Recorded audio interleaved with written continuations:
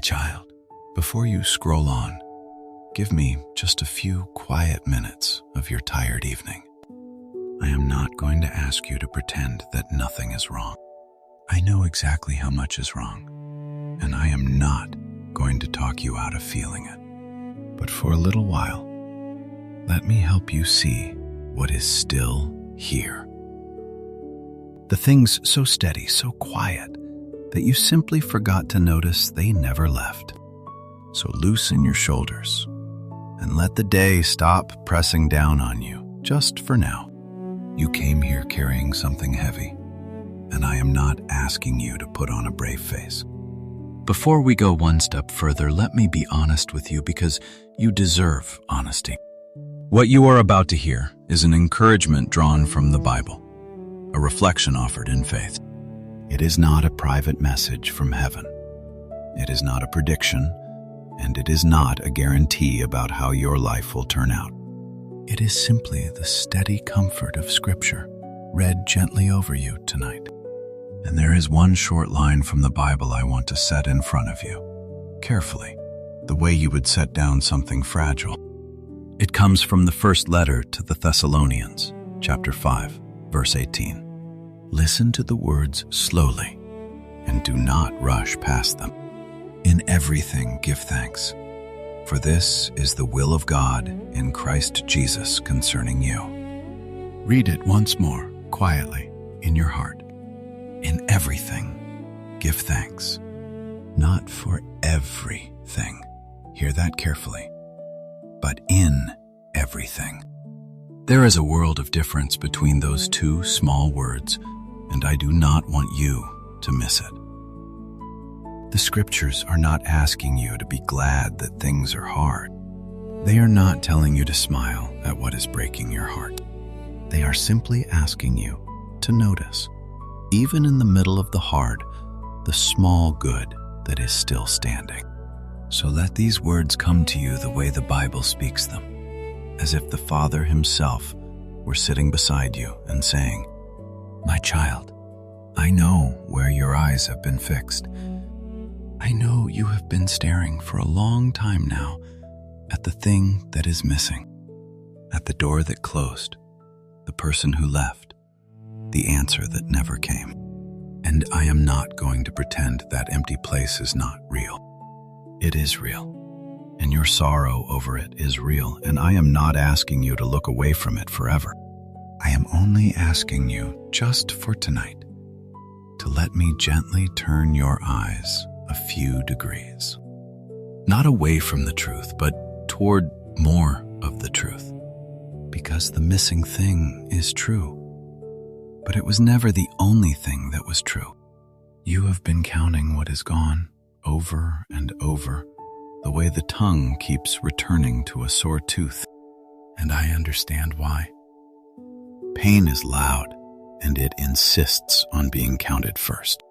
But while you were counting what is gone, a quiet list of what remains has been waiting, unnoticed, beside you. So let me read a little of that quiet list to you now, slowly, not to shame you for missing it, but simply to help you see it again. You woke up this morning. That breath you are breathing right now, you did not earn it, and it came to you anyway. There is air in your lungs, and a heart that has kept its steady work all day without ever asking you to remember it. Somewhere today, water came when you turned the tap, and it asked nothing of you. You heard a sound, or saw a color, or tasted something warm, and your weary senses still worked to bring it to you. These are small.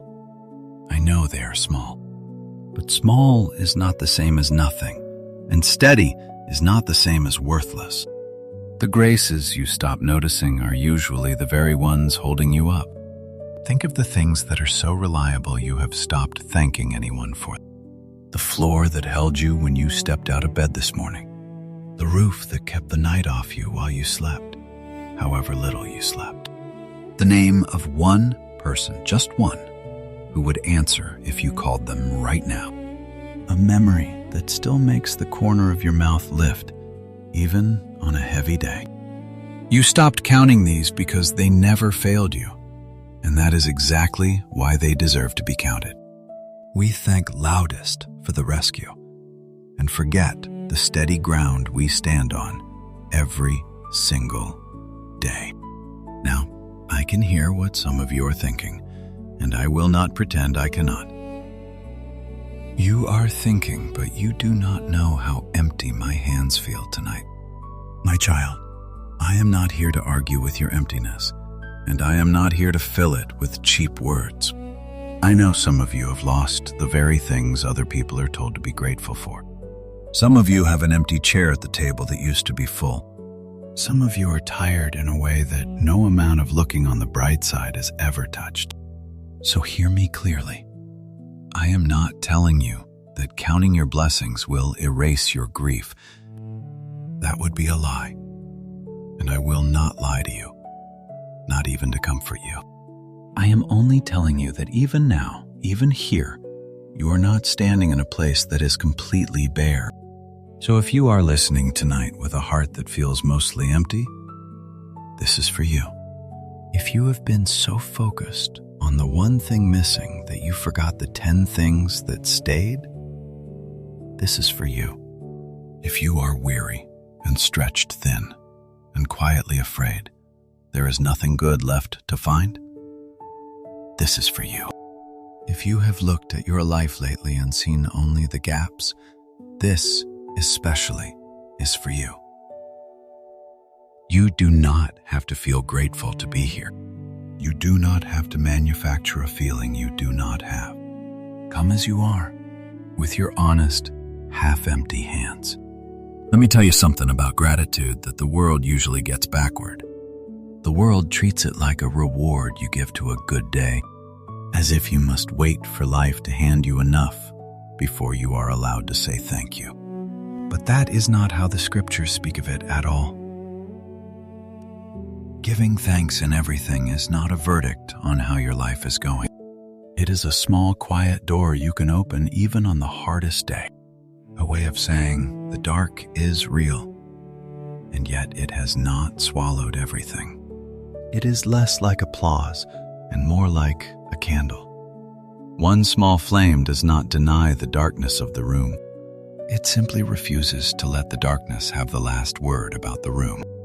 And I want to be careful with you here, because some of you have been wounded by cheerful words. Someone once told you to just be grateful, and it landed like a door shut in your face. It made you feel that your pain was a kind of ingratitude, that your sadness was a failure of faith. So let me say this plainly, and I mean it. That is not what the scripture is doing. Giving thanks in everything was never meant to be a stick to beat the hurting. It was never meant to shame you for grieving or to rush you past what is real.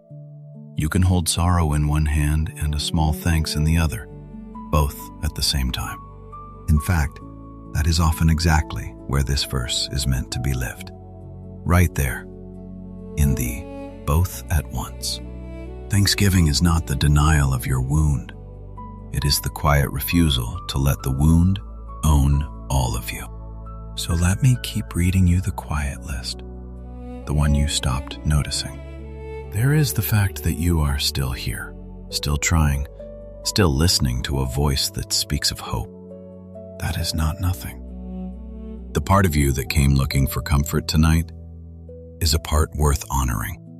There is the strength, however thin, that got you through this day, one ordinary hour at a time. There is the kindness someone showed you recently that you were too tired to fully receive. A message you did not answer. A small gesture you barely registered. A patience offered to you that you did not have to earn. These did not stop being gifts just because you were too weary to feel them as gifts.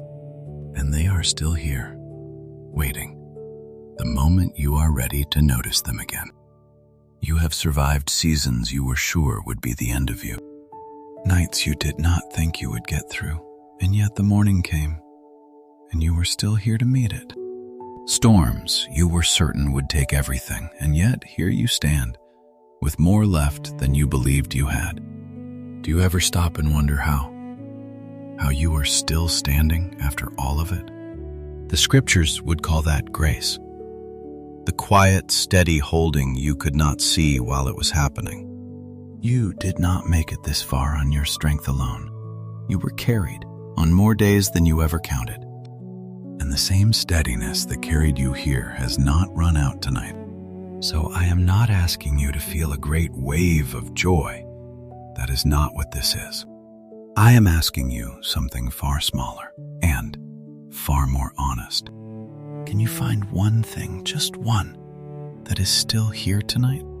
Not the biggest thing, not the thing that would fix everything. Just one true, small, steady thing. Maybe it is the warmth of the room. Maybe it is one breath that came easier than the last.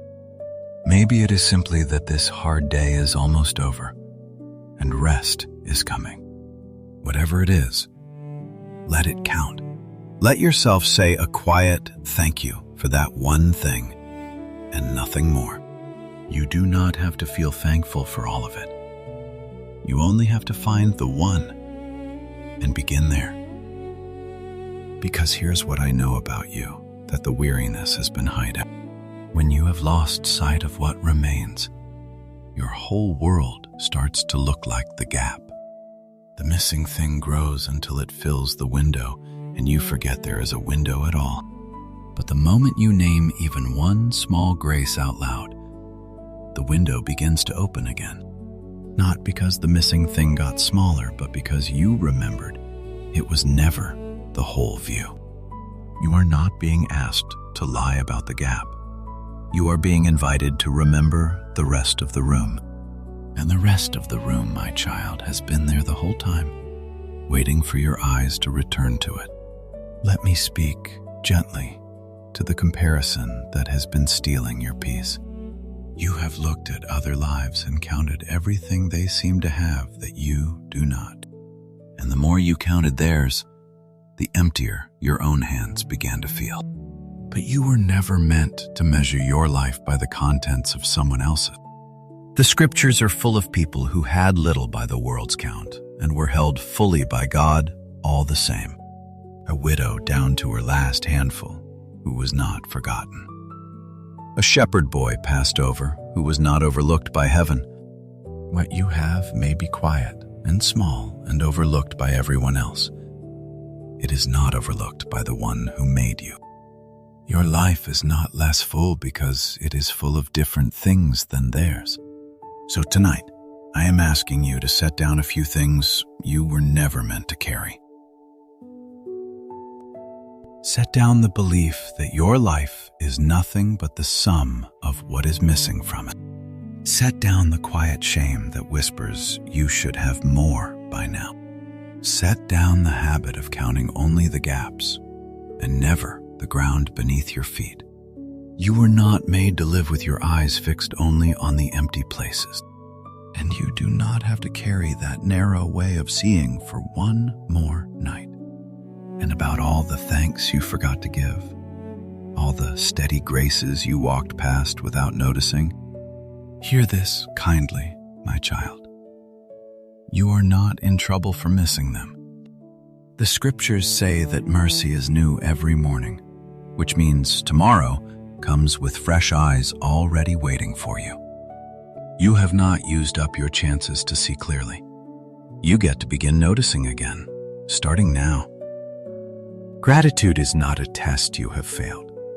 It is a door that is still open every single day, including this one. And the smallest thank you offered from an honest, tired heart is never too little to count. If these words have stirred something in you, you do not need to do anything dramatic. You do not owe anyone a comment to make this real, and you do not have to prove your faith to a stranger. But if you would like, take this quiet moment and turn it into a small prayer. It can be as simple as this. Lord, I am tired and my hands feel empty, but help me see what is still here. There are no perfect words for this. The scriptures show God meeting people in whispers and sighs and prayers too tired to finish. Your honesty is more than enough. And if someone you love comes to mind right now, someone whose hands feel empty tonight, you are welcome to pass this on to them. Not as a chain and not as a demand, just as a kindness, the way you would point a weary traveler toward a place to rest. Now, here is one gentle but important reminder, and I will not hurry past it. Faith is a deep comfort, but it is not a replacement for care. If you are struggling with your health or your mind, or a weight that feels far too heavy to carry alone, please also reach out to a doctor, a counselor, or someone you trust. And I want to be clear about this. Giving thanks is not a cure, and it is not a way to fix what is broken in your life. Noticing one small grace will not pay a bill or heal a body or bring back what you have lost. It is simply a quiet light to hold while you walk, not a promise that the road is suddenly clear. Asking for real help is not a failure of faith. It is wisdom, and it is brave, and hope and help were always meant to walk together. And before we come to the end, let me ask one small thing of you. Keep your eyes a little wider, a little longer. I am not telling you the missing thing no longer matters. It matters, and your grief over it is allowed. I am only asking you not to let it become the only thing your eyes can find. The gap is real, and so is the ground you are standing on. Let both be true tonight. You can mourn what is gone with one hand and quietly hold what remains with the other. You do not have to choose between honesty and gratitude. Tonight, you are allowed to have both. So as this message comes toward its close, I want to leave one small practice in your hands to carry into tomorrow. When you wake, before the missing thing has a chance to speak first, find one small grace and name it. The light through the window, the warmth of the first sip, the fact that you are here to begin again. Just one, said quietly, before the day grows loud. Not to deny what is hard, but to remind your tired heart that hard was never the whole story. Whatever this season has taken from you, it has not been able to take everything. There is still a list of quiet graces beside you, patient and waiting for the moment your eyes return. I will not promise you a date, or an amount, or a tidy ending wrapped with a bow. I will not pretend to know the things that only God knows about your tomorrow. But I can leave you with what the scriptures say, gently and without pretending. In everything, give thanks. Not for the dark, but in it. Not to deny your pain, but to remember you are not yet empty. So lift your eyes tonight. Not because the missing thing is restored, but because so much is still steadily here. Take one more slow breath now, and let your shoulders come down. And let this be the truth you fall asleep on. You are still here. You are still held, and you are not as empty as the dark would have you believe. If quiet words like these bring you peace, you are always welcome to stay close to this little corner of the internet, where we simply sit with the scriptures together. And wherever tomorrow takes you, whatever you are walking through, may you walk through it with eyes gentle enough to see what is still here. Peace be with you, my friend. Rest now.